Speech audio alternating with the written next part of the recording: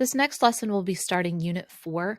The video recording is from previous class recording, and we had just gotten back on campus from COVID, so I was still figuring out my tech, and so the audio, unfortunately, is a little off, and some things are a little off, but just bear with it. After this initial lesson, the videos afterwards get better as far as the audio quality. So just wanted to let you know that we are on this page, 4.1 through 4.3. So I'll be talking through this, but it's actually not up on my screen. So you should have this paper in front of you. So just listen to my discussion. Again, I apologize. The audio is really bad, but just listen to that instruction. A lot of what you're going to be doing in this is doing it on your own. And there's just a lot of classroom instruction. So it's really good to hear the students and their responses to me and everything like that. But I just wanted to intro that I'll be starting out on this page. And again, the audio is poor on this lesson, but it does get better after this lesson. Okay, so what we're moving on in Unit 4, because all of what we've learned so far in calculus, we've been learning derivatives, but as I keep saying it over and over again, we've been learning the mechanics of derivatives. Okay, so just how to take the derivative of different types of functions. We haven't really put any application to it yet. Okay, so what we're going to be doing now in Unit 4 is all about applications of derivatives, okay? Last year in Pre-Cal Honors, I did a little bit with you, and we talked a little bit about those applications. But what we're going to be doing today, and the reason why it's such a thick packet is it's a lot of words, okay? Today is really all about reading carefully, okay? It's about reading carefully, so you're going to have to apply your skills that you've done in your, history or English classes, and also combine that with your kind of math concepts today. So we're not going to be doing so much computation. We're going to be doing reading and interpretation.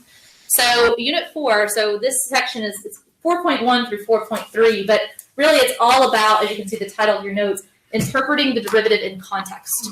Okay, so derivative means a rate of change. It's how something is changing. So why calculus is so cool and why it has like a lot of implications in our society is because what we do with math is we model the world around us. And then what we can do with calculus is we can talk about how are those things changing. We can look for things like, when will I have maximum profit in business models? They want to know that, right? So we can figure out how to maximize things. We can minimize costs. We can maximize area. We can maximize strength. We can maximize these different things. We can also look for things like, you can even see with the COVID cases, inflection points. Okay, an inflection point is like, okay, it's increasing. When are we going to start hitting the inflection point? And we're still going to be having positive cases, but when are we going to slow down? Does that make sense? All of that is rates of change. All of that is calculus. So we have all these models, and so all these data that you're seeing, especially with COVID, because you're seeing that, it's in your face, it's people running models, and they're using calculus to make interpretations and make predictions in the future. You see this in medicine, you see it in business, you see it in statistics, you see it in engineering, you see it in physics, all these different things. Okay? So what we're going to start doing is I'm going to start kind of teaching you how to interpret the derivative in context. So today's class is going to be less lecture and more you just reading and trying and us going through it. So this first page is different phrases for rates of change. The most common one that you'll see in calculus is, of course, going to be position, velocity, and acceleration. Okay, so you saw that a little bit in physics. How many of you, by show of hands, are in AP Physics? Okay. All right, so about half of you. It's okay if you're not, don't feel bad that you're not. It's just you do a lot with that in physics, right? In physics, you use meters and meters per second. A lot of times in this class, you'll see feet and feet per second. So just be aware of that difference. Okay, so what I want you to do is I just want to see, I'm going to give you about a minute or two. And on this page, I just want you to try to do this little matching activity. So see what you know. You're not getting graded on it. I just want to see how you would fill this out. So take a minute or two and fill this out.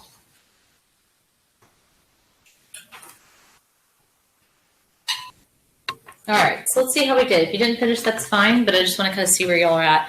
So for number 1, instantaneous rate of change of position. What is that? Y'all can speak. Don't be shy. Velocity. Yeah. Everybody good with that? Yeah. Now, I want to focus on that word instantaneous really quickly. Y'all know there's a difference between instantaneous and average, right? Okay, so instantaneous rate of change is at a certain instant, right? And average rate of change is over a time interval. Average rate of change, does it require calculus? No, it does not. Instantaneous rate of change does require calculus. Okay, so the instantaneous rate of position is velocity. So 1 is A. Number 2, possible units for acceleration. Meters per second per second. Meters per second per second. So acceleration, as we're about to see later, is the instantaneous rate of change of velocity. It's how your velocity itself is changing. So number 2 is F. Okay, now this is now trying to bring in, if you're not talking about position, velocity, acceleration, you'll see some other contexts. So number 3 says if I'm looking at how the volume of something is changing, okay, where volume is measured in gallons and T is measured in hours, the units for that instantaneous rate of change, of course, would be gallons per hour, right? Okay, so G. Number 4, possible units for position. That should be pretty easy. Meters.